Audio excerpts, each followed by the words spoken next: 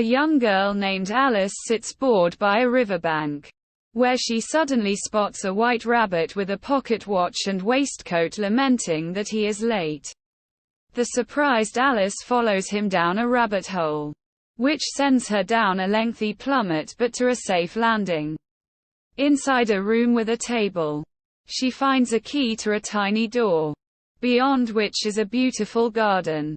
As she ponders how to fit through the door, she discovers a bottle reading, "Drink me." Alice hesitantly drinks a portion of the bottle's contents, and to her astonishment, she shrinks small enough to enter the door. However, she had left the key upon the table and is unable to reach it. Alice then discovers and eats a cake, which causes her to grow to a tremendous size.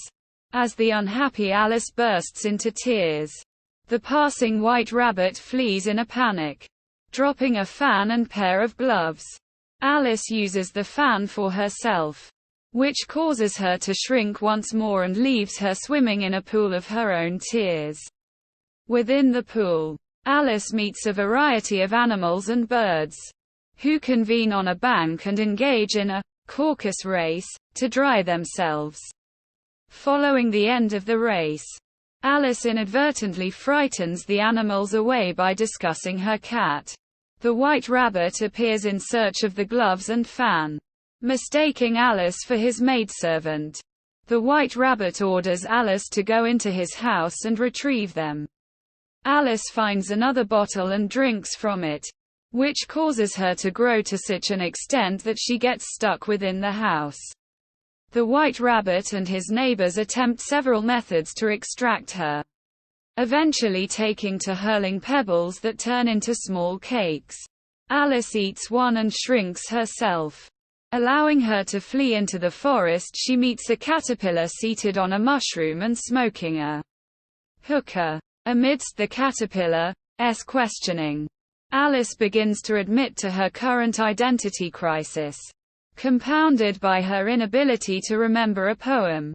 Before crawling away, the caterpillar tells her that a bite of one side of the mushroom will make her larger, while a bite from the other side will make her smaller.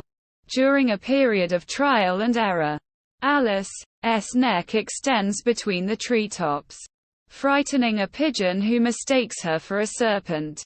After shrinking to an appropriate height, Alice arrives at the home of a duchess, who owns a perpetually grinning Cheshire cat. The duchess's baby, whom she hands to Alice, transforms into a piglet, which Alice releases into the woods. The Cheshire cat appears to Alice and directs her toward the Hatter and March Hare before disappearing, leaving his grin behind. Alice finds the Hatter, March Hare, and a sleepy dormouse in the midst of an absurd tea party. The Hatter explains that it is always 6 p.m. tea time, claiming that time is standing still as punishment for the Hatter trying to kill it. A strange conversation ensues around the table, and the riddle, "Why is a raven like a writing desk?" is brought up.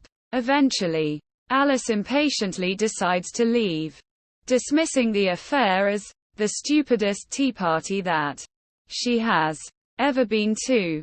Noticing a door on one of the trees, Alice passes through and finds herself back in the room from the beginning of her journey.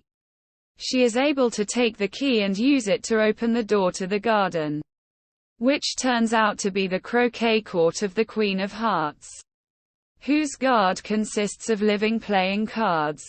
Alice participates in a croquet game, in which hedgehogs are used as balls, flamingos are used as mallets, and soldiers act as gates.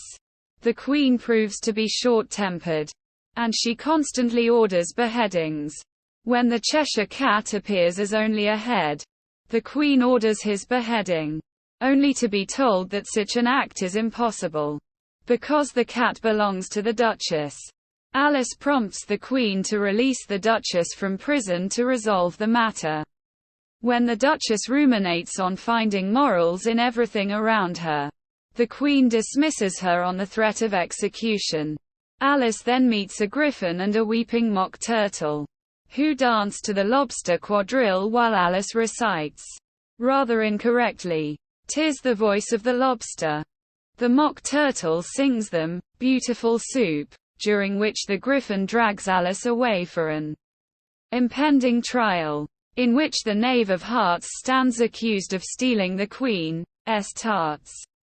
The trial is ridiculously conducted by the King of Hearts, and the jury is composed of various animals that Alice had previously met. Alice gradually grows in size and confidence, allowing herself increasingly frequent remarks on the irrationality of the proceedings.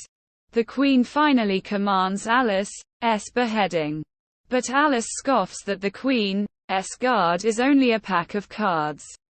Although Alice holds her own for a time, the card guards soon gang up and start to swarm all over her. Alice's sister wakes her up from a dream, brushing what turns out to be some leaves from Alice's face. Alice leaves her sister on the bank to imagine all the curious happenings for herself.